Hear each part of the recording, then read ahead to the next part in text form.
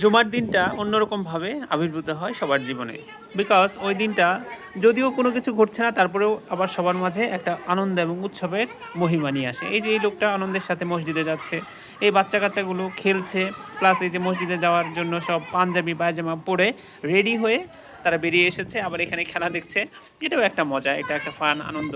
আবার এই যে এই ছেলেটা হয়তো বা সারা সপ্তাহ নামাজ পড়েনি সাপোজ, কিন্তু এখন জুমার নামাজটা ঠিকই সে টাইম মতো পড়তে যাচ্ছে।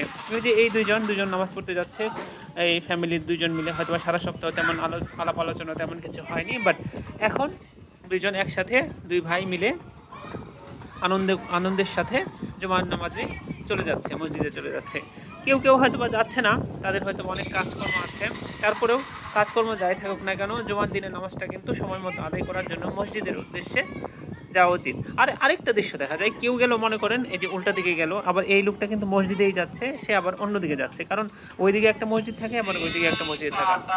আবার এই এখন শিলপাটাদার, দাও বটিদার এই লোকটাও চলে এসছে, কারণ শুক্রবারে অনেকেই বাসায় থাকে, বাসায় থাকার কারণে সবাই এই যে দা বটি এগুলো ধারিয়ে থাকে। এই যে আরেক দল এসে পড়েছে, এই যে ছোট ছেলে, একদম ছোট ছেলে, তারপরে মাঝারি ছেলে, সবাই মিলে আবার ছাতা নিয়েছে। এই যে একটা ঈদের একটা আমেজ তৈরি হয়েছে জুমার নামাজের দিনে। সো জুমার নামাজের দিনটা হচ্ছে সাপ্তাহিক একটা ঈদ। প্রতি শুক্রবার মুসলমানদের জীবনে এই ঈদটা চলে আসে। ঈদের জন্য এক বছর যদিও আমরা ওয়েট করি, দুবার ওয়েট করি, এক বছর গ্যাপ দিয়ে, কিন্তু মুসলমানদের জীবনে কিন্তু ঈদটা প্রতি সপ্তাহে একবার করে আসে।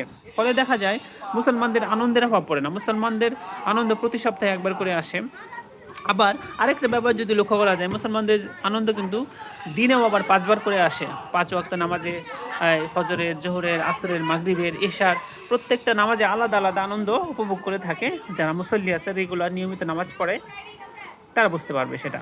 কারণ প্রতিদিন সেম টাইমে 5 ওয়াক্ত নামাজ পড়তে যাওয়া একটা খুবই আনন্দের একটা ব্যাপার।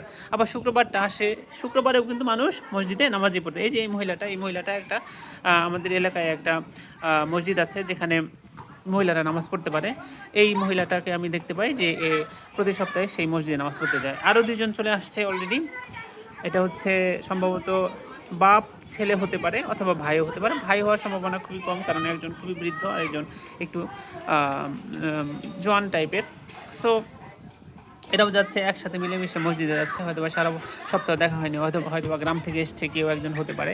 দুইজনে মিলে আনন্দ করতে করতে মসজিদে যাচ্ছে। সো সবাই কিন্তু নামাজটা পড়বেন। শুক্রবারের নামাজটা কিন্তু শুধুমাত্র ইবাদতের মধ্যে সীমাবদ্ধ নয়, অবশ্যই ইবাদতটাই মেইন, কিন্তু এর উপরেও আছে আনন্দ, উৎসব, মজা এবং